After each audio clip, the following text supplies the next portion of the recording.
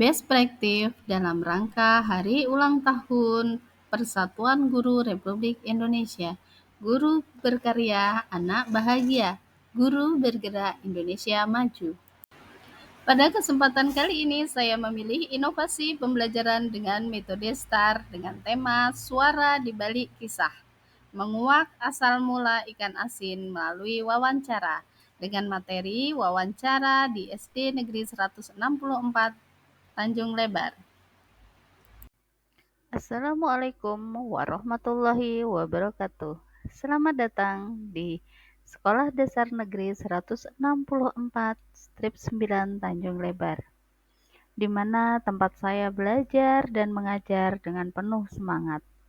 Pada kali ini, saya akan menerapkan pembelajaran diferensiasi. Tentunya Bapak Ibu guru sudah paham tentang pembelajaran diferensiasi, bukan?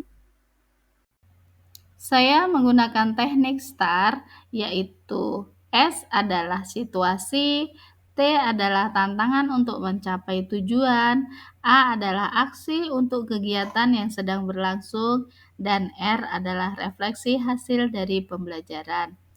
Untuk menyelesaikan pembelajaran berdiferensiasi di kelas 5 SD Negeri 164 Tanjung Lebar dengan materi wawancara secara langsung kepada orang tua, di mana orang tua sebagai mentor pembuat ikan asin. Kami menggunakan aset lingkungan sebagai bahan pembelajaran. Kondisi siswa yang enggan belajar dan kurangnya perhatian dari keluarga, yang mayoritas adalah keturunan suku anak dalam, menjadi latar belakang masalah. Mengapa praktek ini penting untuk dibagikan? Apa yang menjadi peran dan tanggung jawab saya dalam praktek ini? Pada tahun 2024 ini, rata-rata sekolah mulai mengimplementasikan kurikulum merdeka di seluruh kelas.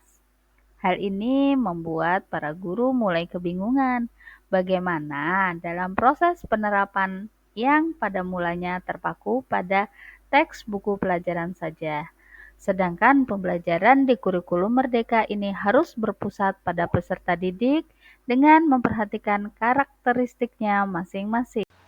Pengimplementasian kurikulum merdeka tidak terlepas dari masalah, yaitu peserta didik sulit memahami materi dan enggan belajar. Guru tidak menggunakan metode-metode yang menarik atau tidak menggunakan teknologi, serta pembelajaran berpusat pada guru. Setiap masalah pasti ada jalan keluarnya. Saya menggunakan metode PJBL atau Project Based Learning untuk meningkatkan hasil belajar siswa dan dapat memecahkan masalah dalam kehidupan sehari-hari dan dapat menciptakan sebuah produk. Saya menggunakan aset lingkungan sebagai bahan ajar dalam pembelajaran bahasa Indonesia dalam materi wawancara kelas 5. Dengan menggunakan metode PJBL dalam materi wawancara, maka akan meningkatkan kemampuan peserta didik dalam mempelajari teknik wawancara dengan baik, menggali pengetahuan dari narasumber yang tidak lain adalah wali murid, dan peserta didik dapat mengembangkan kemampuan bernalar kritis dengan mengajukan pertanyaan secara langsung. Apa saja yang menjadi tantangan untuk mencapai tujuan tersebut, dan siapa saja yang terlibat? Tantangan terbesar saya adalah kurangnya minat belajar peserta didik, sehingga mereka mudah bosan dalam pembelajaran dan menganggap pembelajaran dengan materi wawancara adalah sulit. Sedangkan aktor yang terlibat adalah seluruh warga sekolah, orang tua, dan masyarakat. Saatnya kita menuju aksi. Langkah-langkah apa saja yang dilakukan dalam menghadapi tantangan tersebut? Strategi apa yang digunakan? Bagaimana prosesnya? Siapa saja yang terlibat?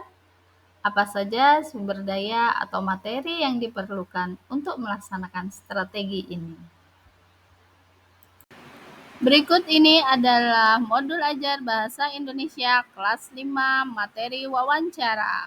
Assalamualaikum warahmatullahi wabarakatuh. Waalaikumsalam warahmatullahi wabarakatuh. Sebelumnya kami dari sekolah mohon maaf mengganggu aktivitas Ibu pada pagi hari ini. Di sini kami dan anak-anak ingin menggali lebih dalam lagi bagaimana proses pembuatan ikan asin, karena Ibu merupakan satu contoh bagi kami untuk menerapkan P5 di sekolah, yaitu produknya ikan asin. Begini Bu, selanjutnya kami dan anak-anak ini ingin mengetahui bagaimana prosesnya, terus nanti akhirnya sampai kemana, itu nanti biar anak-anak bertanya kepada Ibu. Boleh. Ikan apa saja yang dibuat ikan asin? Ikan putihan, kayak ini ikan aropadi kalau kata kami kan. Kalau kayak yang ini ikan lais. Ini ikan seluang, pimping kalau kata kami. Kalau yang ini ikan sepat. Bermacam-macam juga. Kalau ini ikan keting ini. Bagaimana mendapatkan ikan? Bagaimana mendapatkan ikan? Kita pasang seruo, kalau enggak kita jaring. Salah satunya. Kalau enggak kami pun ada tempat cari ikan seperti Tugu. Itu besar. Nah, di situ sekali dapat kita banyak. Itulah salah satunya. Bagaimana cara membersihkan ikan? Cara membersihkan ikan. Nah, kita ajaklah ibu-ibunya gotong royong membersihkan ikannya. Siap dibersihkan, kadang kita bagi-bagi juga sebagian untuk ikan asin. Bagaimana cara menggaraminya? Cara menggaraminya kalau untuk aku, tapi aku tabur dulu garam di dalam baskom, baru ikan asinnya aku jejer kan. Udah ikan asin jejer, tabur lagi garam, tapi nggak banyak-banyak, dikit-dikit kan. Langsung tumpuk lagi ikan asin, kayak gitu seterusnya sampai habis. Itu tuh ini nyimpannya berapa hari? Kalau nyimpannya cuma 1 malam. Cuma 1 malam. Iya, cuma 1 malam. Berapa lama menjemur ikan asin? Menjemur ikan asin minimal 3 hari. Sudah kering. Kalau pas panas ya Bu? Iya, kalau pas panas 3 hari. Bagaimana pengemasannya, Bu? Cara pengemasannya tergantung pembeli. Kadang ada yang minta 1 kilo, ya kita kemas 1 kilo. Kadang ada yang minta 1 on ataupun 1/4, bisa. Setengah kilo pun bisa, semuanya bisa lah. Kalau dari cara pengemasan. Sampai mana dijual? Kalau untuk penjualan kayaknya baru sekitar Bahar lah. Ikan asin asli Tanjung Lebar. Refleksi dan dampak terhadap peserta didik dan hasil pembelajaran.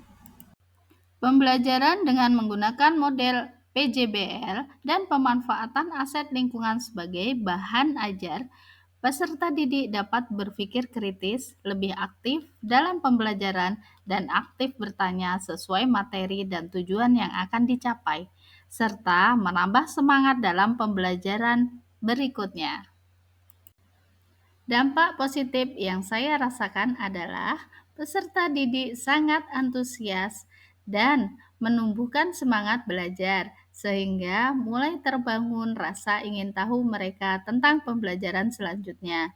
Tidak lupa juga, di setiap akhir pembelajaran saya menggunakan asesmen dengan bermain word wall, agar peserta didik selalu termotivasi untuk terus belajar dan terus belajar. Saya Sri Wahyuni SPD mengucapkan terima kasih. Semoga menginspirasi. Mari belajar berkarya bersama demi peserta didik tercinta kita.